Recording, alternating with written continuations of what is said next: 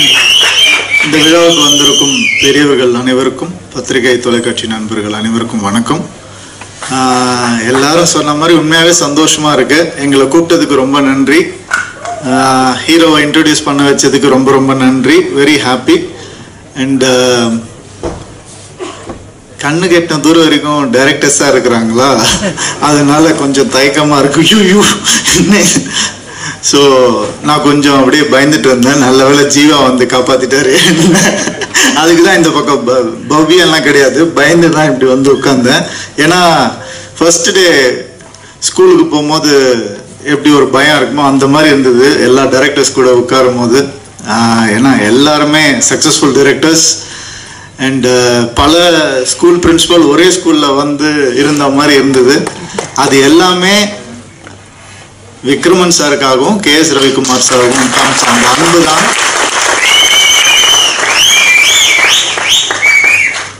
ரொம்ப ரொம்ப கஷ்டம். இந்த அன்பை சினிமாவில் சம்பாதிக்கிறது ரொம்ப கஷ்டம்.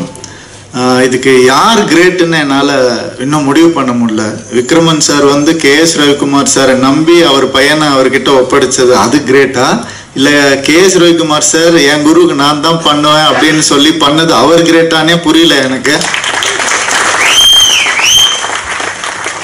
ஸோ ரெண்டு பேருமே இந்தியன் சினிமாவில் லெஜெண்ட்ஸ். அவங்க நம்ம தமிழ் சினிமா அப்படிலாம் சொல்லவே கூடாது. இந்தியன் சினிமாவில் வந்து ரெண்டு பேர் லெஜெண்ட்ஸ். அவங்க அந்த மாதிரி அவங்களுடைய பேரை காப்பாற்றுற ஒரு பொறுப்பு வந்து நம்ம விஜய் கணேஷ்காக்கு இருக்கு. அவர் கண்டிப்பாக இந்தியன் சினிமாவில் ஒரு நல்ல பேர் எடுத்து வருவாருன்ற பெரிய நம்பிக்கை எனக்கு இருக்கு.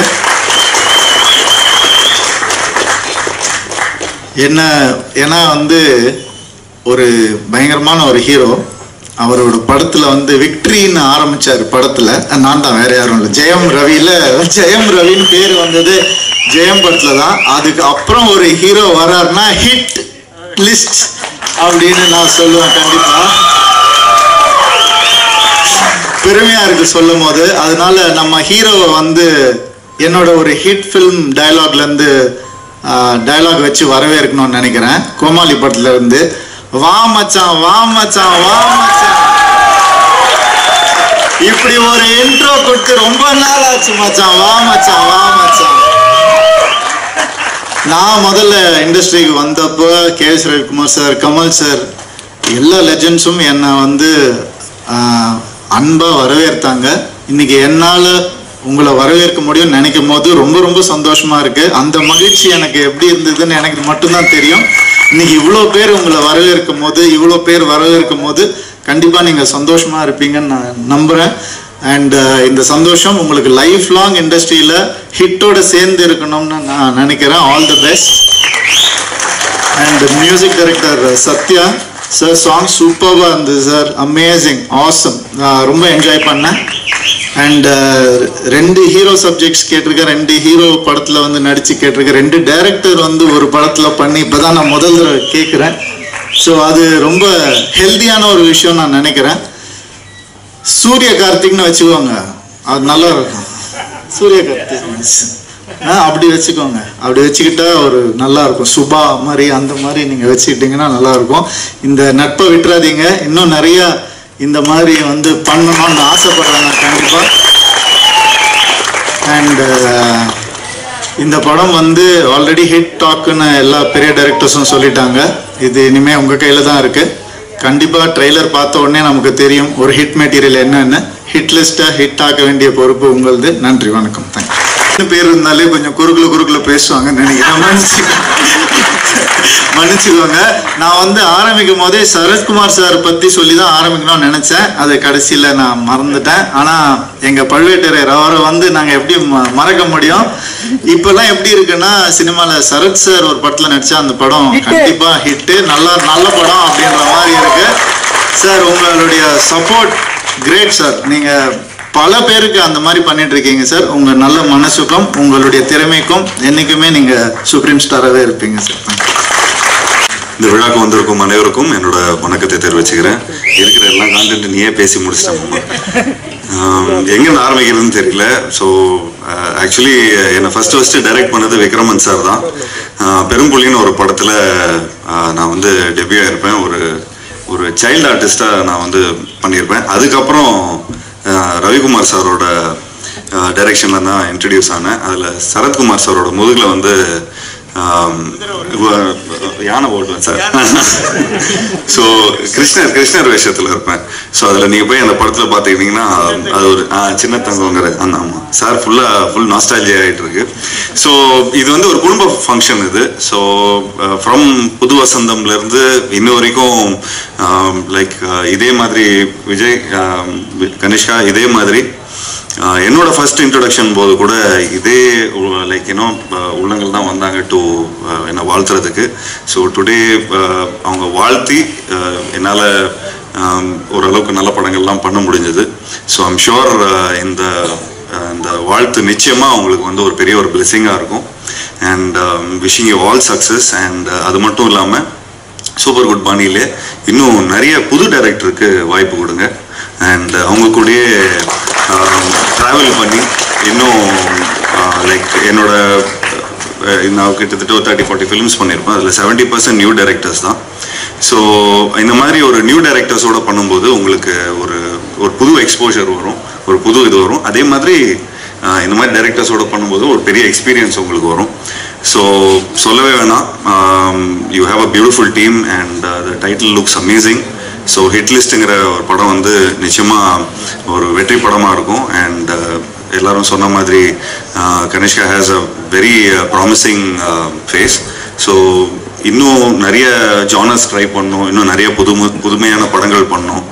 அண்ட் இந்த படத்தில் ஹீரோயின் இல்லையா சார்? ஹீரோயின் இல்லையா? தப்பு ஸ்டார்ல இல்லாட்டி ஏதாவது ஒன்று சார் நீங்கள் அது அப்புறம் சார் திரும்ப அப்டேட் சொல்லுவார் அதை பற்றி. So thank you so much for calling. And நிச்சயமாக சௌத்ரி சார் இங்கே இருந்திருந்தாருன்னா உண்மையிலேயே ரொம்ப சந்தோஷப்பட்டிருப்பாரு. அண்ட் நிச்சயமாக அவர் மூலமாக நான் வந்து என்னோட வாழ்த்தை தெரிவிச்சுக்கிறேன்.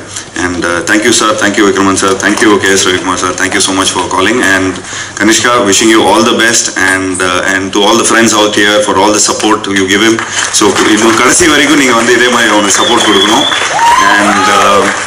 And Kanishka, please be with people who are looking for your success. So நிச்சயமா அந்த ஆரா உங்களுக்கு தெரியும்.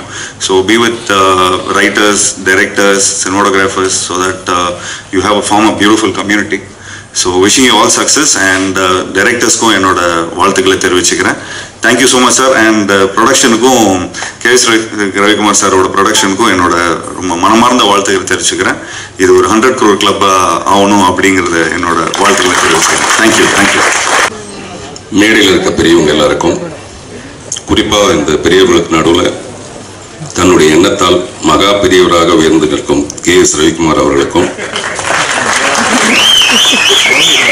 Happy mother's day. மதர்ஸ் டேங்கிறது நேற்று தானே, இன்னைக்கு என்ன அதுக்கு பிலேட்டட் சொல்லியா அப்படின்னு தோணலாம். மதர்ஸ் டேக்கு வந்து அப்படி பிலேட்டட்லாம் கிடையாது, டெய்லி சொல்லலாம். ஏன்னா இந்த மேடையில் நான் நிறைய பேரை வந்து தாயாக தான் பார்க்குறேன். முதல்ல இந்த படமே வந்து இந்த ஹிட் லிஸ்ட் வந்து ஒரு தாயின் கனவு. தன்னுடைய மகனுக்கு தந்தையாக மட்டும் இல்லாமல் தாயாகவும் தாய்க்கு தாயாகவும் விளங்கும் திரு விக்ரமன் அவர்களையும் ஒரு தாயாக தான் பார்க்குறேன். அதே மாதிரி தன்னுடைய குருநாதருக்கு செய்யும் நன்றி கடனாக இந்த படத்தை தயாரித்திருக்கிற KS ரவிக்குமாரன் அவர் தாயாக தான் பார்க்குறேன். தாய்ப்பாலுங்கிறது தாய் குழந்தை கொடுக்கறது மட்டும் இல்லை, அந்த குழந்தை வளர்ந்து ஒரு நல்ல ஸ்தானத்தை அடையும் போது அந்த தாய்க்கு கிடைக்கிற மகிழ்ச்சியும் ஒரு தாய்ப்பால் மாதிரி தான். அப்படி ஒரு மகிழ்ச்சியை கொடுக்க போற விஜய் கனிஷ்காவையும் நான் ஒரு தாய் மாதிரி தான் பார்க்குறேன். இந்த மேடையோட நாயகன் திரு C. சத்யா, அவரை வந்து நல்ல மியூசிக் டைரக்டர்ன்றது மீறி ஒரு நல்ல மனசுக்காரன்னு அவரை பார்ப்பேன். எப்பவுமே மியூசிக் மேல ஒரு பெரிய தபஸ் மாதிரி பண்ற ஒரு நல்ல ஒரு இசையமைப்பாளர்.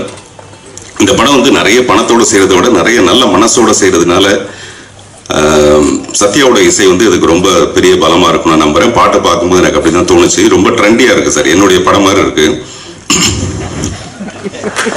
கொஞ்சம் லேட்டா தான் கைத்துட்டு அது என் படம் எப்பவுமே கொஞ்சம் லேட்டா தான் பிக்கப் ஆகும். ஆமா, டீம்ஸ் ஒரு சுப்ரீம் ஸ்டார் இந்த படத்துல வந்து சப்போர்ட்டிவ் ஸ்டாரா இருக்கிறது. சப்போர்ட்டிவ் ஸ்டார்னா ரவிக்குமார் சார் சொன்ன மாதிரி ஹீரோ கூடவே வர்றது அப்படிலாம் இல்லாம ஒரு ஹீரோவை ஸ்டாரா உருவாக்குறதுக்கு சப்போர்ட்டிவா இருக்கிற சுப்ரீம் ஸ்டாரை நான் ஒரு தாயாக பார்க்கிறேன். அப்படி மிகுந்த தாய்மை நிறைந்த இந்த மேடை இது. அதனாலதான் ஹாப்பி மதர்ஸ் டேன்னு சொல்லி ஆரம்பிச்சேன்.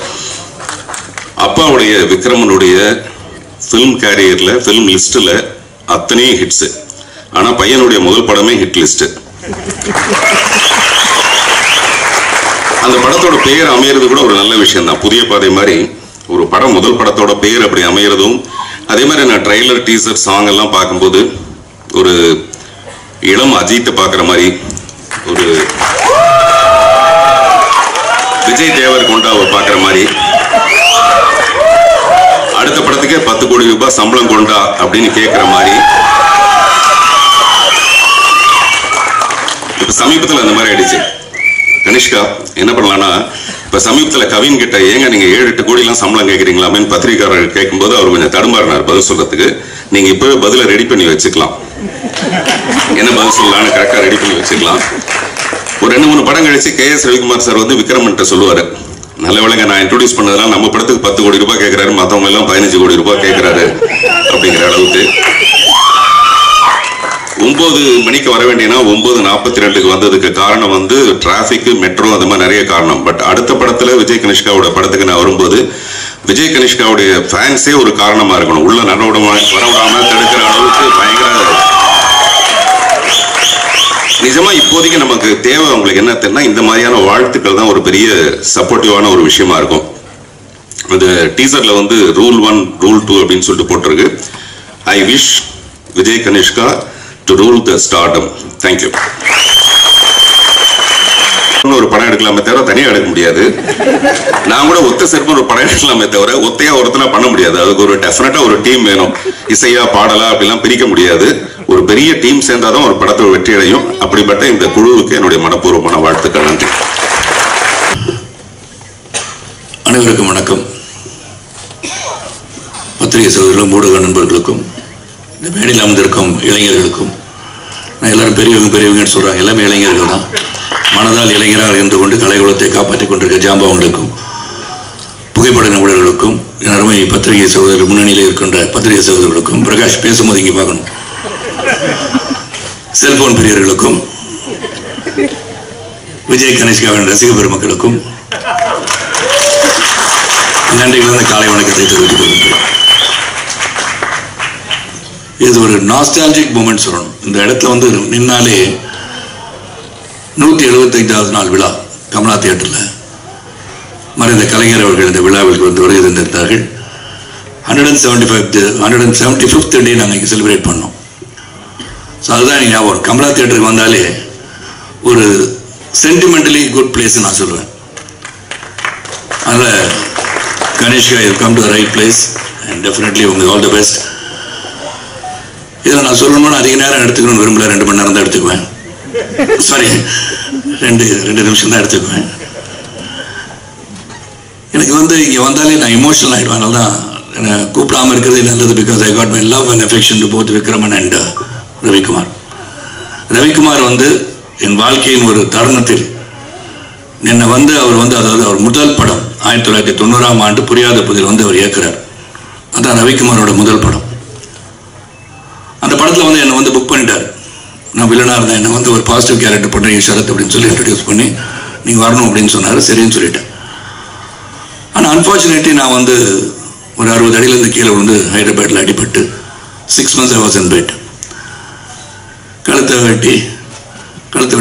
வெட்டியில் யாரும் சர்ச்சர் வந்து கழுத்தை ஓப்பன் பண்ணி C4 C5 டாக்டர்ஸ் இருந்தால் தெரியும். C4 C5 வந்து ஸ்பைனல் கார்டு இன்ஜுரி. அந்த இடுப்புலேருந்து ஒரு எலும்பு எடுத்து அங்கே வச்சு 2 ராடை வச்சு 4 ஸ்க்ரூ வச்சு டைட் பண்ணி என் கழுத்தை நிற்க வச்சாங்க. அப்படி பார்த்தா நான் தான் அயன்மேன். அது பிறகு 6 மாதம் வந்து இருந்த பெட்டில் தான் இருந்தேன். அதுக்கப்புறம் வந்தேன். வீட்டுக்கு வந்தவுடனே அது வந்து சொல்ல வேண்டியது ஒன்று. ஏன்னா எதுவுமே நிலையானது அல்ல என்பதை புரிந்து கொள்வதற்காக இந்த கலைகளுக்கு மட்டுமல்ல, வாழ்க்கையும் எப்படித்தான். ஆனால் we have to accept the challenges and go forward ன்னு சொல்லுவோம். என்னால் பேச முடியாது. அப்போ I lost my voice. Right vocal cord was paralyzed after the surgery. அப்போ எல்லாருமே வந்து கிட்டத்தட்ட 11 படம் ஒரு பிஸியான ஒரு வில்லன். இங்கே வந்து காலையில் ஒர்க் பண்ணோம், ஈவினிங் போயிட்டு ஹைதராபாத்தில் இருப்பேன், திரும்பி காலையில் இங்கே வருவேன், தொடர்ந்து வேலை செஞ்சுட்டு இருந்தேன். அப்போ அப்போ கிட்டத்தட்ட ஒரு 11 பேருடைய அட்வான்ஸ் முன்பணம் என்னிடம் இருந்தது. அதில் ரவிக்குமார் வந்து வந்தார் என்னை பார்க்க. அப்போ வந்து பேச முடியாதனால எழுதி தங்களுடைய முன்பணத்தை திரும்ப பெற வந்திருக்கிறீங்களான்னு கேட்குறேன். இல்லை, நீங்கள் நடிக்கிறீங்கன்னார். நான் இப்போ வந்து ரொம்ப வெயிட்லாம் ரொம்ப 20 கிலோ குறைஞ்சி அவர் எதிர்பார்த்த சரத்குமார் அந்த படத்துக்கு கிடைக்க மாட்டான்றது அவருக்கு தெரியும். சௌத்ரி சாரே சொல்லியிருப்பார், ஏன் புது படம் எடுக்கிறவர் அவர் வச்சு எடுக்கிறேன்னு சொல்லியிருப்பார். அதனால் என் குருநாதர் தான் வரும். ஆனால் அவர் சொல்லியிருப்பார், ஏன்னா வெயிட் பண்ண வேண்டாமல் ஒரு நடிகனுக்காக எதுக்காக காத்துட்டு இருக்கீங்க, அது ஒரு பாசிட்டிவ் கேரக்டர், ஒரு இன்ஸ்பெக்டர் கேரக்டர் தானே அப்படின்னு சொல்லியிருக்கலாம். ஆனால் அன்று அந்த ரவிக்குமார் அவர்கள், இன்னும் சொல்கிறேன், it's very nostalgic emotional to me, நீங்கள் தான் நடிக்கிறீங்கன்னார். அது 6 மாதம் ஆகட்டும், 1 வருடம் ஆகட்டும், என்னுடைய முதல் படத்தில் உங்களை புக் பண்ணிட்டேன், நீங்கள் தான் நடிக்கிறீங்கன்னு சொன்னதுக்கு என்னுடைய அந்த படத்தில் நடிக்கும் போது 2 பேரும் பெரிய தகராறு. அந்த மாதிரி தகராறுலாம் கலை உலகம் பார்த்துக்க முடியாது. அதான் சண்டை போட்டோம், இருக்கும், வரும், வராதுன்றது தான். நான் வந்து இதை சொல்லணும். ஏன்னா இதெல்லாம் சில விஷயங்கள் வந்து எப்படி வந்து இருவர்கள் உறவாக உறவோடு இன்றும் பயணித்துக் கொண்டிருக்கிறோம் சொன்னால், இந்த கொடுக்கல் வாங்கல், compromising with each other, give and take policies. ஏன்னா 1000 பிரச்சனைகள் ஒரு பிரச்சனை வராமல் இருக்க முடியாது. சில கணவன் மணி பார்த்தீங்கன்னா, நாங்கள் 50 வருஷமாக எந்த ஒரு பிரச்சனை நிம்மதியாக வாழ்ந்துட்டு இருக்கோம்னு சொல்லுவாங்க. அதில் யாரோ ஒருத்தர் போய் சொல்கிறாங்க அர்த்தம். சண்டையே போட்டதில்லைன்னு சொல்லுவாங்க. எப்படி சண்டை போட முடியும்? சண்டை போட்டுட்டு தான் வர முடியும். நான் 11 மணிக்கு வீட்டுக்கு வரேன்னு சொல்லிட்டு வந்தால் நீங்கள் போக முடியாது. அது ஒரு பிரச்சனை நடக்கும், பஞ்சாயத்து நடக்கும், முக்கியமாக ஒருத்தர் வரான்னு சொன்னீங்க, வரமாட்டீங்களா நீங்கள் கேட்பாங்க. அதுக்கு எனக்கு பஞ்சாயத்து பண்ணுறதுக்கு ஒருத்தர் இருக்கார், நாட்டாமல் என்னுடைய ரவிக்குமார் தான். ஸோ எனக்கு வந்து இப்படி வந்து அந்த நான் பிரியோதயப்பதற்கு வந்து வந்தேன். வந்து 6 மணிக்கு கால் ஷீட் போட்டிருந்தாரு, 6:62 நைட்டில். நான் வரும்போது இன்னும் காலதாமதமாக வரல, காலையில் 1 மணிக்கு வந்தேன். அவர் போச்சு சொல்லியா அப்படின்ட்டாரு. அது நான் அவரை போச்சு சொல்லியா அப்படின்னு நான் சொல்லிட்டேன். 2 பேருக்கும் பெரிய மோதல். அப்பதான் பார்த்தா கனல் நடுவில் இருந்து, சார் படத்தை முடிச்சிடலாம் சார், நீங்க இப்படி போங்க, நீங்க அப்படி போங்க, முடிச்சுட்டு முடிஞ்ச பிறகு நடந்ததுதான் சுவாரஸ்யம். அதான் அன்பு, பாசம். வாங்க இறங்க, வண்டியில் இறங்க, பேசிட்டு போலான்ட்டார். That is Ravikumar, man with golden heart அப்படின்னு சொன்னா, இந்த கலை உலகத்தில் நான் சந்தித்த பல மனிதர்களில் உண்மையான தங்கமான ஒரு மனது என்று சொன்னார் ரவிக்குமார் தான். அதே மாதிரி விக்ரமன் சார், சூரியவம்சம் கூட மிகப்பெரிய ஒரு அளவுக்கு என்ன உயர்த்தியவர் தான். அது விக்ரமன் சாரோ ரவிக்குமார் வந்து நீங்க இந்த படத்தை நடிக்கிறீங்கன்னா எனக்கு அதை பத்தி எனக்கு கவலையே கிடையாது. இந்த படம் நீங்க நடிக்கிறீங்க and Vijay Kanishka has to be introduced in this film அப்படின்னு சொன்னோன்னா ரொம்ப சந்தோஷப்பட்டேன். அதில் எந்த ஒரு மாற்று கருத்து எனக்கு கிடையாது. அந்த படம் நல்லா வரும்ன்றதுக்காக நடிக்கிறது மட்டும் இல்ல, இவர்கள் சிறந்த மனிதர்கள், இவங்கள் எண்ணங்கள் சிறக்க வேண்டும், இவர்களுடன் இணைந்து என்றுமே வாழ்நாளில் இருந்து கொண்டு இருக்க வேண்டும் நினைப்பவன் நான். ஆனால் அந்த படத்தை உடனே ஒத்துக்கிட்டேன். ஆனால் இங்கே ஒத்துக்கிட்ட பிறகு இந்த சூரிய கதிராக இருக்கணும், சரியா கொடுக்க கார்த்திகாவும் சரி, சாதாரண மனுஷன் கிடையாது 2 பேரும். டாஸ்க் மாஸ்டர் சொன்னார் ரவிக்குமார் சார், கரெக்டாக தான் சொன்னாங்க. ஆனால் அவர் வந்து ஒரு சீனை வந்து கொஞ்சம் ஏதாச்சும் சொல்லிட்டா, அப்படியா சார், சரி சார் சரி சார் நடிச்சிடலாம் சார், அப்புறம் பார்த்துக்கலாம் சார், திரும்பி அவர் என்ன நினைக்கிறாரோ அதான் எடுப்பார் அவரு. அது மாதிரி ரவிக்குமார் சார் அங்கே வந்தது வந்து ப்ரொடியூசராக வந்தார். ப்ரொடியூசராக வந்து 2-3 தடவை வந்தார். நான் அவர்கிட்ட பணம்லாம் கேட்டிருக்கேன்னு வச்சுக்கோங்களேன், நிறைய கொடுத்து வச்சுருவார். ரவிக்குமார் சரி சரி சௌஜி சார் இருந்தது, அடுத்த படத்துக்கும் சேர்ந்து பணம் வாங்கிக்குவேன் நான் எப்போதுமே. அந்த படத்தை நடிச்சிட்டு இருக்கும் போது அடுத்த படம், அதுக்கு அடுத்த படம்லாம் வாங்கிடுது. அந்த மாதிரி என்னுடைய பழக்கம் அவரோட.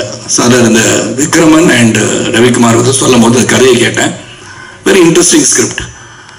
அதில் வந்து கௌதம் வந்து ஒரு 20 கொலை, சாரி சொல்லக்கூடாதுல்ல கதையை, அவர் 20 கொலை 21 கொலை பண்றாரு. ஆக்சுவலா நம்ம சொல்லிடக்கூடாது, இருந்தாலும் சொல்லிட்டேன். சூர்யா தப்பா நினைச்சுக்க. ஓகே, எனக்கு ஒன்றும் இங்கே வந்தோன்னு தான் தெரிஞ்சது சூர்யாவோடைய நல்ல நண்பர் சூரிய கதிர்னு. ஆனால் ஜிம்ல ஒன்றா இருந்தாங்கன்னு தெரிஞ்சு. ஆனால் ஸ்பைனல் கார்டு இன்ஜுரினால அப்படி இருக்காரு நீங்க சொன்னீங்க. ட்ரீட்மெண்ட் போனாலும் அப்படி இருக்காரு. இருந்தாலும் நான் அவரை டாஸ்க் மாஸ்டர் பண்ணி அவரை வந்து நல்லா பாடியாக கொண்டு வந்துடுறேன் 6 மாசத்துல. அதை சொல்லியிருக்கேன் சூர்யாட்ட. ஏன்னா அந்த பாடி வந்து வெயிட் போட போட முட்டியெல்லாம் வலிக்க ஆரம்பிச்சிடும். அதில் தங்கமான மனதுள்ளவர்கள், வெயிட் போட்டனால தங்கமான மனதர்கள்ட்ட ஹெல்த் நல்லா வச்சுக்கணும். அது மட்டும் தான் நான் சொல்லுவேன். நான் இப்போயும் இந்த 25 வயசுல நான் திடமா இருக்கேன்னா அது காரணம் வந்து ஒழுங்காக உடற்பயிற்சி செய்து உடலை ஆரோக்கியமாக வைத்திருப்பதால் தான். ஏன்னா இங்கே வந்து மிஷ்கின் பேசும்போது ரொம்ப இறுக்கமாக எல்லாம் இருந்த மாதிரி இருந்தீங்க. ஆனால் இது சந்தோஷமான ஒரு நிகழ்வு, சந்தோஷமான ஒரு விழா, குடும்ப விழானா இதுதான் குடும்ப விழா. ஏன்னா கனிஷ்கா வந்து ஒவ்வொருத்தரையும் அவர் வந்து பேரை சொல்லும் போது இங்கே கைத்தட்டல் வருது இல்லையா, அது இங்கே மட்டும் அந்த 20 பேர் வந்து கைத்தட்டிடாதீங்க. திரையரங்கு போங்க, take your friends along with you. Movie should be seen இந்த தியேட்டர் உறுதிப்படுத்துவதற்கு உங்களால் தான் முடியும், ரசிகர்கள் தான் முடியும். That is more important. அதான் சிவா சார் பேசும் அதான் சொல்றாங்க, தியேட்டருக்கு போகணும். ஏன்னா அந்த உழைப்புன்றது மிக மிக பெருசு. ஏன்னா இங்க வந்து கலைஞர்கள் வந்து நடிகர்கள் வந்து சொன்ன பணத்தை வாங்கிட்டு போயிடலாம். ஆனா whether the profit is being made by the producer is very very important. Distributors பணம் பண்றாங்களா, தயாரிப்பாளர் பணம் பண்றாங்களா இதெல்லாம் பார்க்கணும். That is also your responsibility. அந்த ரெஸ்பான்சிபிலிட்டி நிச்சயமா இந்த குடும்பத்தில் வந்தவருக்கு நிச்சயமா இருக்கும். ரெண்டாவது சௌத்ரி சார் அவர்கள் இங்கே வரலன்னு நான் கேட்டேன், சீஃபா வந்துட்டாங்க. சௌத்ரி சார் வந்து ஒரு பெரிய ஒரு பொக்கிஷம், கலை உலகத்துக்கு மிகப்பெரிய பொக்கிஷம்.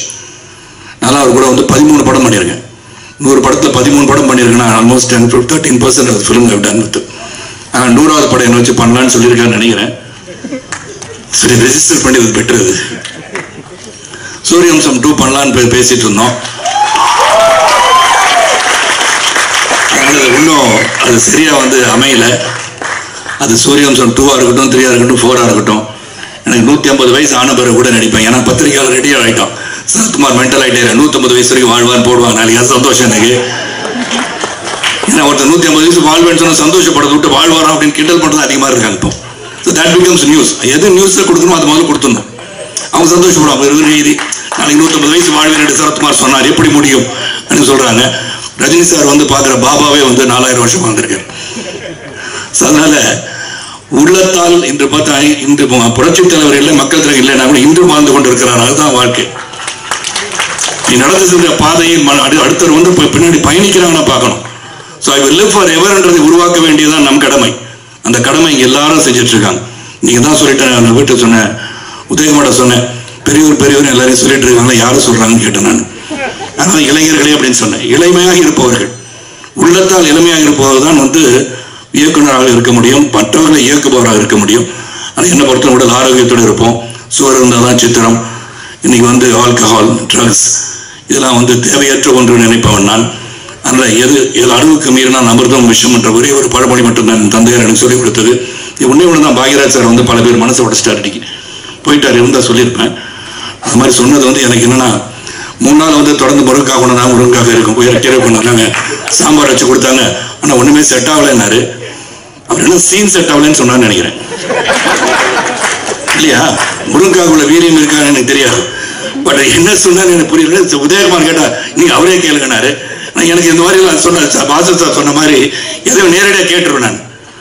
இப்போ அவர் பின்னாடி கேட்டேன்னு நினைச்சு கூட நான் பாக்யராஜ் சார் ஃபோன் பண்ணி, என்ன சார் பிரச்சனை, இந்த முருங்காய் கீரை சாப்பிட்றாங்க, என்ன பிரச்சனை வந்துச்சு, சீன் சரியா வரலையா, என்ன சிவா சார் கேட்கணும் இல்லையா, என்ன சரியா வரல, சாப்பிட்றனால வரலையா, இல்லை சாப்பிடாம இருந்தாலும் நல்ல சீன் வந்துச்சா, இதை வந்து மக்கள் தெளிவுபடுத்திருக்கேன். ஏன்னா இது வந்து பெரிய சர்ச்சைக்குரிய டிபேட் ஆகி அப்படின்னு அதுக்கு வந்து ஒரு பெரிய ஒரு மேட்டரை கொடுத்துருக்காரு அவர் இன்னைக்கு. அதனால யாரும் முருங்காய் சாப்பிட்டு இருக்கோம், தொடர்ந்து சாப்பிடுங்க, நல்லதுதான். உடலுக்கு வந்து நல்ல சக்தியான ஒரு கீரைகள் சாப்பிடுவோம், காய்கறிகளை சாப்பிடுவோம், நல்லது. உடனே அதை வந்து மாமிசம் சாப்பிடுவான்னு சரத்குமார் சொல்லிட்டான்னு சொல்லாதீங்க, அது கிடையாது. எல்லாம் சொல்லி நான் ஒரு பத்திரிகையாளர், அதனால சொல்றேன். ஏதாச்சும் ஒன்று சொன்னா அதான் கருத்தாயிரும். ஆனால் நல்ல ஒரு விழா, குடும்ப விழா, சந்தோஷமா சிரிச்சிட்டு இருக்க விழா. நிச்சயமா கனிஷ்கா பற்றி சொல்லணும். Dedicated guy, is very dedicated guy. இது வந்து அப்பா வந்து இயக்குனர், அங்கிள் வந்து ப்ரொடியூஸ் பண்றாரு, நாங்களாம் வந்துட்டோன்றதுக்கு அவர் இங்க இருக்கிறதுக்காக நான் சொல்லலை. I've seen him every time that is there in the set. டெடிகேட்டடா உட்காந்து அந்த சீன் என்ன வந்து என்னெல்லாம் கேட்பாருன்னா, நல்லா பண்ணியிருக்கேனா அப்படின்னு கேட்பாரு. புளிக்கு பிறந்தது பூனை ஆகாது. அதனால நிச்சயமா அந்த டேலண்ட் இருக்கு. அந்த டேலண்ட்டை he has to only nurture the talent. நர்ச்சர்ன்னு சொல்லும் போது அவர் கதை எல்லாரும் சொல்லிட்டாங்க, கதையை கேட்கணும். நீங்க வந்து மற்றவர்கள், உங்களை பின்னாடி இருந்து இயக்குபவர்கள், தயாரிப்பவர்கள், டிஸ்ட்ரிபியூட்டர்ஸ், இவங்க நல்லா இருக்கும்னு நினைச்சிட்டு நீங்க வந்து நீங்க கதையை செலக்ட் பண்ணி அதுக்கு தகுந்த மாதிரி நடிக்கணும். பிளஸ் அவங்க நல்லா இருந்தாதான் நம்ம நல்லா இருக்க முடியும். என்னை பொறுத்த வரைக்கும் ப்ரொடியூசர்ஸ், டிஸ்ட்ரிபியூட்டர்ஸ், தியேட்டர் உரிமையாளர்கள்லாம் சிறப்பாக இருந்தால் தான் நம்ம பண்ண முடியும். அதனால நம்ம சம்பளத்தை வந்து முதல் படத்தை நடிச்சோடனே 50,000 ரூபாய்க்கு 1 லட்சம் ரூபாய்க்கு நடிச்சுட்டு ஒரு படம் ஹிட் ஆயிடுச்சுன்னா நான் வந்து 2 கோடி சம்பளம் கேட்கறது இஸ் நாட் ரைட். கொடுக்குறவங்களும் அதை கொடுக்காம இருக்கிறது நல்லதுன்னு நான் அந்த இதில் சொல்லுவேன். பிகாஸ் தட் இஸ் நாட், அது வந்து அதுதான் அளவுகோல் கிடையாது. தட் இஸ் நாட் தி என்ன சொல்ற, அதுதான் வந்து இலக்குன்னு சொல்ல முடியாது. அந்த படம் எதுக்காக ஓடிச்சுன்னு பார்க்கணும். சரத்குமார் வந்து நாட்டாமை ஹிட் ஆயிடுச்சு, சமுதிரம் ஹிட் ஆயிடுச்சு, சூரியன் ஹிட் ஆயிடுச்சுன்னா சரத்குமாருக்காக மட்டுமே ஹிட் ஆயிடுச்சுனோ, இட் இஸ் பிஹைண்ட் இருக்கிற இயக்குனர், அவர் கதை, அப்புறம் அது வந்து the way it was narrated, cameraman, everybody's team work அது. அதனால் நம்ம வந்து பேலன்ஸ்டா எல்லாரும் இந்த கலை உலகம் சிறப்பாக பயணிக்க வேண்டும் என்று சொன்னால் நாம வந்து சிங்கிங்ல எதை எப்படி பண்ணணும் ஒரு குழு அமைச்சு எவ்ரிபடி ஷுட் மேக் மணி. அதுதான் பிரதானம். Economically growth. இந்த எக்கனாமிக் growth எப்போ வரும்னா நாம் சிந்தித்து பட்ஜெட் பண்ணி அதுக்குள்ள படம் பண்ணாதான் திரையரங்குக்கு மக்களும் வருவார்கள். அதை பார்க்கணும். Sathya hats off to you. Sathya போயிட்டாரா? மேலே பாடிக்கு வந்துட்டாங்க. கீழே இருந்து மேலே பற்றி உங்களுக்கு ப்ரமோஷன் அடிச்சிருச்சு. சத்யாவோட மியூசிக் பற்றி சொல்லணும்ன்ற தேவை கிடையாது. Is going to be one of the top most music directors in future years to come and wish you all the best. நான் வந்து ஒரு 12 மணிக்கு ஒரு மீட்டிங் போகிறனால நான் வந்து உங்களை விட்டு பிரிந்து செல்ல வேண்டிய காலம் வந்திருக்கு இப்போ இந்த நேரத்தில். I thank Ravikumar, Vikraman and the entire team for even having thought of me. Sarath sir போய் கேட்கலான்னு நினைச்சது எனக்கு பெரிய பெருமை தான். ஏன்னா நம்பிக்கை மேலே வச்சிருக்க நம்பிக்கை, அந்த நம்பிக்கை இந்த திரைப்படத்தில் வீண் போகாது. It will be one among the hit list and it will be a hit. நல்லபடியாக திரைப்படத்தில் வந்து நேரடியாக போய் சென்று நீங்கள் பார்க்க கேட்டுக்கொண்டு அடிக்கடி ரவிக்குமாருக்கும் எனக்கும் சண்டை வரதை பற்றி டிபேட் நடக்கும். அதுக்கு ரவிக்குமார் ஒரு தயாராக இருக்குமாறு கேட்டுக்கொண்டு என்னை வந்து வாழ்த்தி பேசிய அனைவருக்கும், என்னை பற்றி வாஸ் சார் சொன்னாங்க, சிவா சொன்னாங்க, ஜெயம் ரவி சொன்னாங்க, சொன்ன அனைவருக்கும் என் நன்றியை சொல்லி அனைவருக்கும் பிறருக்கு உதவியாக இருந்து உபத்திரவம் இல்லாமல் உதவியாக இருப்பது தான் மனித வாழ்க்கை. நாம் இருக்கின்ற சில காலத்தில் நல்லது செய்து விடைபெறுவோம். ஜாதி மத மொழிபேதமற்ற ஒரு சிறந்த சமுதாயத்தோட பாடுபடி கேட்டுக்கொண்டு விடைபெறுகின்றேன். நன்றி, வணக்கம். தாமதமாக வந்ததுக்கு மன்னிக்கணும். நான் ட்ரைலர் பார்க்கல, நான் ஈவினிங் பார்த்துருவேன். ரொம்ப அழகான பேர் கனிஷ்கா. ஒரு அரசனுடைய மகா புருஷனுடைய பேர் வந்து அவர் தந்தை வச்சிருக்காரு.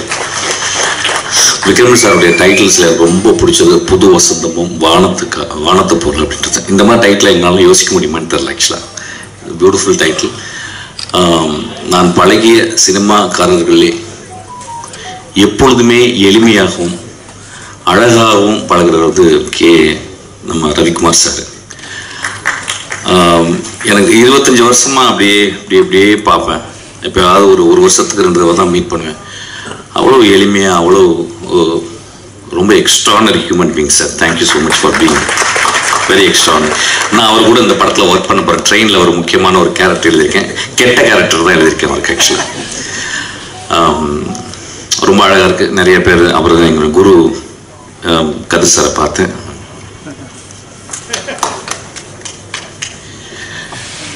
இங்கே பார்த்தீங்கன்னா நிறைய குருக்கள் இருக்காங்க. நான் வாழ்நாளில் வந்து எப்பயாவது ஒரு தருணம் தான் அந்த மாதிரி எல்லா குருக்களையும் பார்க்க முடியும். நான் ஒரு புத்தக கடையில் ஒர்க் பண்ணும்போது என் குரு என்னை அடையாளப்படுத்தி நான் என்னை கண்டுபிடிச்சி கூப்பிட்டு பண்ணார். அவருக்கு அவர் கிளாப் அடிங்க. கதிர் சார்.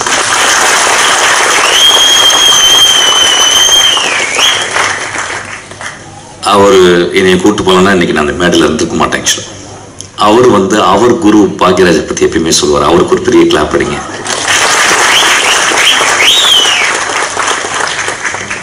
ஒரு குரு இன்னொரு குருவை உருவாக்கி கொண்டே இருக்கிறது. இந்த ஒரு தொடர்ச்சி வந்து ரொம்ப அழகானது. அப்படித்தான் கனிஷ்கா நீயும் வரணும்னு நினைக்கிறேன். ஆக்சுவலாக நான் வந்து ஒரு படம் ஒர்க் பண்ணும்போது அதில் வந்து சரத்குமார் சார் இருந்தார். ஆக்சுவலாக டக்குன்னு என்னை கண்டுபிடிச்சார். ஏதோ துருத்துருன்னு இருப்பேன், ஓடிக்கிட்டே இருப்பேன். ஆக்சுவலி இங்கே வான்னு கூப்பிட்டு அவருடைய அப்போ ஒரு பெரிய செல் வச்சிருப்பார். ஆக்சுவலி அந்த செல்லை கலையில் கொடுத்து பத்திரமா வச்சுக்க அப்படிம்பார். ஒரு வேளை என்னை மட்டும் தான் நம்பியிருக்கான்னு நினைக்கிறேன். அந்த டைமில் அந்த செல்லு பெரிய செல்லாக இருக்கும். ஆக்சுவலாக அப்புறம் கூடவே இருப்பேன். ஆக்சுவலாக கூடவே இருந்து அதுக்கப்புறம் அந்த படத்தில் ஒரு 13 சீன் எழுதுறதுக்கு எனக்கு வந்து வின்சென்ட் செல்வா என்னுடைய குரு எனக்கு வாய்ப்பு கொடுத்தாரு. ஆக்சுவலி அப்போ வந்து நான் சரத்குமார் சார் ரொம்ப அவ்வளோ அன்போடு பழகுவார். அவருக்காக எழுதுனது தான் நான் ஒரு கதை தான் துப்பறிவாளன் நான் மாறிச்சு. அவருக்கு நான் வந்து சங்கர்லால் துப்பறிகிறார்னு ஒரு கதை எழுதினேன். அது ஏதோ ஒரு வகையில் அந்த கதையை வந்து என்னால் பண்ண முடியல. அதுக்கப்புறம் தான் அது விஷாலுக்கு போயிட்டு துப்பறிவாளன் நான் மாறிச்சு. Thank you so much sir. உங்களை பார்த்தது ரொம்ப சந்தோஷம். நிறைய பேர் இங்கே நான் பார்த்தது ரொம்ப சந்தோஷம். போன மேடையில் வந்து நான் வந்து சினிமாவுக்கு போங்க, கோயிலுக்கு போகாதீங்க அப்படின்னு சொன்னதை வந்து ஒரு பெரிய கான்ட்ரவர்ஷியலாக எடுத்துக்கிட்டாங்க. ஐயா, கோவில்ன்றது நான் சர்ச்சும் மசூதியும் சேர்த்து தான் சொன்னேன். நான் நான் பிறந்த குடும்பம் ஒரு இந்து குடும்பம், நான் வளர்ந்த குடும்பம் ஒரு முஸ்லீம் குடும்பம், நான் கல்யாணம் செய்த மனைவி ஒரு கிறிஸ்டியன். நான் ஏன் கோவிலுக்கு போவாங்க அப்படின்னு சொல்லிட்டு, கோவிலுக்கு காலையிலேயே போயிடுறீங்க. காலைல எந்திரிச்ச உடனே அம்மாவை பார்க்குறோம், காலைல எந்திரிச்ச உடனே அப்பாவை பார்க்குறோம். காலையில் எதிர்ச்சி உடனே நம்மளுடைய உறவுகளை பார்க்குறோம். கோவில் தான் அது. ஆக்சுவலாக நான் ஏன் தியேட்டருக்கு போகணும்னு சொன்னீங்கன்னா, இன்னைக்கு தியேட்டர் வெறிச்சோடி கிடக்கு. இது வந்து நிஜம், இது நிஜம். ஏன் அப்படின்னா எல்லாருமே எல்லாருடைய வாழ்க்கையுமே ஒரு வீடியோக்குள்ள, ஒரு செல்லுக்குள்ள, ஒரு ரிமோட் கண்ட்ரோலுக்குள்ள வந்து ஒரு வினாடிக்கு 30 சேனலை மாற்றக்கூடிய அளவுக்கு மாறிடுச்சு. அப்ப நம்ம தியேட்டர் வந்து மறந்துடும். இப்ப பாருங்க, நீங்க காலையில இவ்வளவு பேர் வந்து உட்கார்ந்துருக்காங்க. அங்கே கனிஷ்கா அவனுடைய நண்பர்கள் தனியாக அவனுக்கு வந்து ஹோல்டர் பண்ணி கை தட்டிக்கிட்டே இருக்காங்க. ஆக்சுவலா இது எவ்வளவு பெரிய ஒரு என்கரேஜ்மெண்ட். நான் ஏன் கோவில், சர்ச்சு, மசூதியை விட தியேட்டர் முக்கியம் அப்படின்றது எப்படி சொல்லணும்னா, ஒரு சினிமா ஒரே ஒரு காட்சி பார்க்குறேன். பாக்யராஜ் சார் படத்துல வந்து அவர் பிரிஞ்சு போறாரு. அப்ப தன்னுடைய காதலி அங்கிருந்து பாடுறான். எனக்கு அப்போ வந்து என்ன வயசுன்னு தெரியல. அந்த புதிய வார்ப்புகள் படத்துல எனக்கு வந்து ஒரு 12 வயசு 13 வயசு இருக்கும். காதல்னா என்னன்னு கூட தெரியாது. ஆனா ஒரு காதலன் பிரிந்து போவதை பார்த்து அவ மேல ஒரு சாங் வருது. இந்த கிரேட் ஜீனியஸ் இளையராஜா அதை பண்ணியிருக்காரு, இதையும் போகுதுன்னு சொல்லிட்டு. அந்த பாட்டை கேட்கலன்னா நான் வந்து இன்னைக்கு இந்த மேடையில் எடுத்துக்க மாட்டேன். கதிர் சார் படத்துல வந்து ஒரு சீன் வரும். தன் காதலியை எவ்வளவு நேசிக்கிறான் சொல்ல முடியாது. காதலை ஒரு பெரிய மனசுக்குள்ள ஒரு பெரிய இருக்கும். சொன்னா ஒருவேளை நிராகரிச்சிருவாளோ அப்படின்னு சொல்லிட்டு அவ உட்கார்ந்து இருந்த அந்த சேர்ல போய் நம்ம எந்திரிச்சு போன மாதிரி உட்காருவான். காதலை மிக எளிமையாகவும் வலிமையாகவும் அழகாகவும் சொன்னவர் எங்க குரு. நான் ஏன் கோவிலுக்கு சர்ச்சுக்கு போறது, மசூதிக்கு போறதை விட கோவிலுக்கு போறது, தியேட்டருக்கு போறோம்னு சொல்றேன்னா, மகேந்திரன் ஒரு படத்துல எழுதுறாரு, கடைசி காட்சியில மோசமான மனிதன் வாழ்நாள் முழுவதும் மோசமாக இருந்து கொண்டே இருக்கிறான். அவன் கடைசி நாள் வந்து அந்த ஊரே அவனை நின்றுகிட்டு இருக்கு கொலை செய்யணும்னு. அந்த கொலைகாரன் சொல்கிறான், அந்த மோசமான மனிதன் சொல்கிறான், எனக்கு என் வாழ்க்கையில எவ்வளவோ தப்பு பண்ணிட்டேன், எவ்வளவோ கஷ்டம் கொடுத்துட்டேன், ஆனா ரொம்ப கஷ்டப்படுறது இன்னைக்கு ஒட்டுமொத்த ஊருக்காரனையும் நான் கெட்டவனா மாத்திட்டேன்னு சொல்றான்.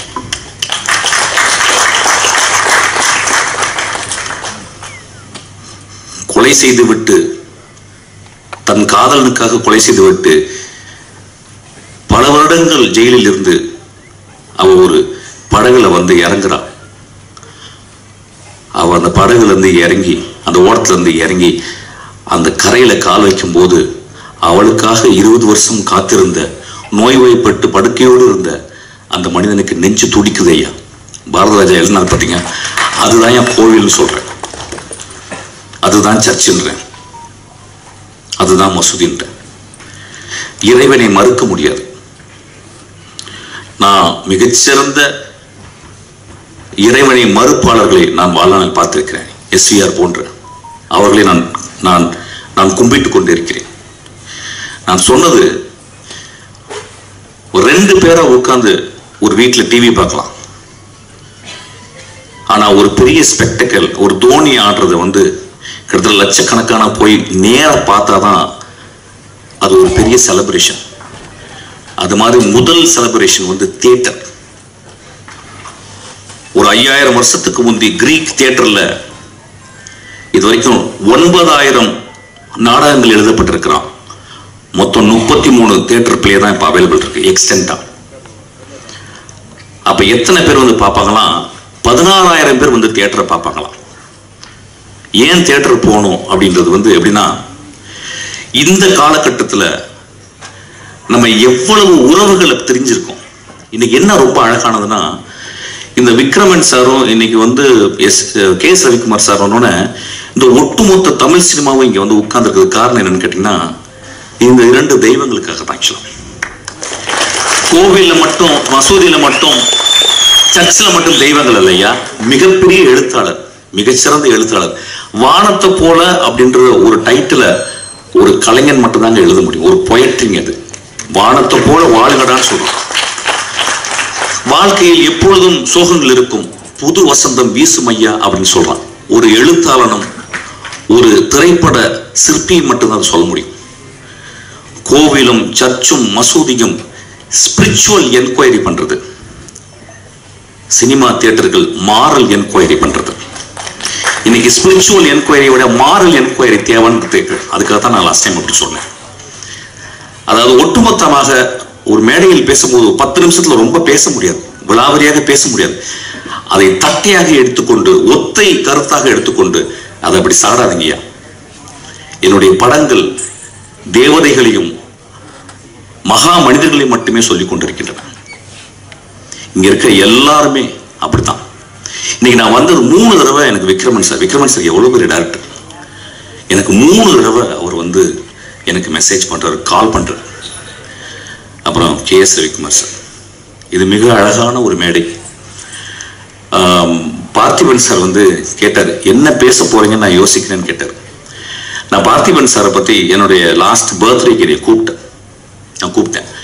பார்த்திபன் சார் வந்து ஒரு சின்ன கிஃப்ட் கொடுத்துட்டு போயிட்டார். அதுக்கப்புறம் ஒரு சின்ன பதிவு போட்டிருந்தார்.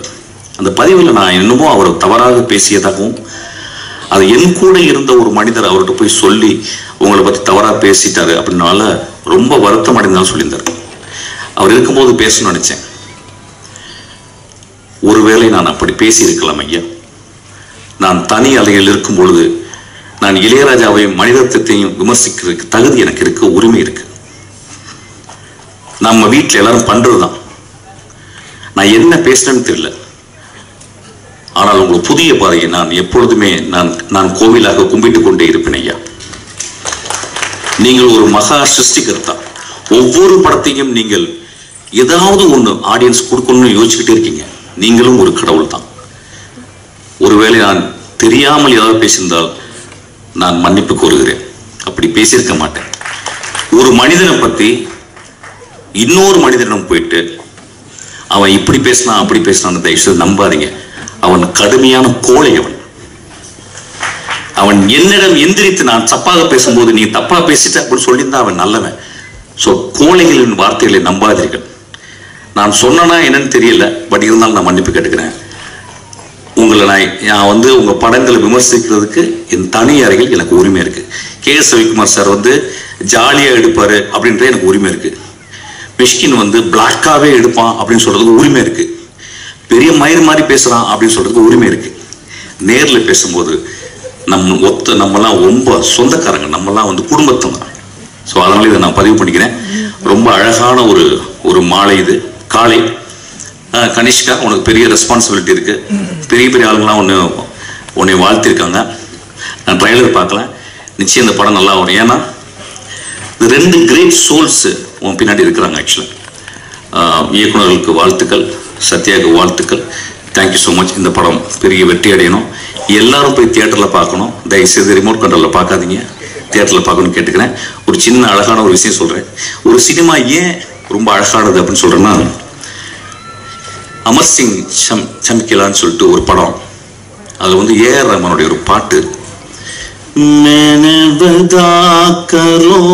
அப்படின்னு ஒரு பாட்டு 10 நாள் அதை கேட்டுக்கிட்டே இருக்கேன். அது எப்படி தான் இருக்கு. எனக்கு சின்ன வயசுல வந்து எங்க வீட்டில் பொங்கலுக்கு வந்து வெள்ளை அடிச்சிருவாங்க. வெள்ளை அடிச்சு உட்காந்துருக்கும் போது எல்லாம் பார்த்தா எல்லாம் வெள்ளையா இருக்கும், நம்ம மட்டும் உள்ள அழுக்கா இருப்போம். ஒரு இசைக்கலைஞன் ஒரு எக்ஸ்ட்ராடனரியான நோட்ஸை கொண்டு கோர்த்து ஒரு எக்ஸ்ட்ராடனரியான மியூசிக் போட்டிருக்கான். இந்த டிகேடின் மிகச்சிறந்த பாடல் நான் சொல்லுவேன். அந்த பாட்டு கேளுங்கன்னு கேட்பேன். இதுதான் சொல்றேன், கோவிலுக்கும் சர்ச்சுக்கும் மசூதிக்கு மட்டும் போகணுங்க, போங்க, தியேட்டருக்கு அடிக்கடி போங்க. Thank you so much.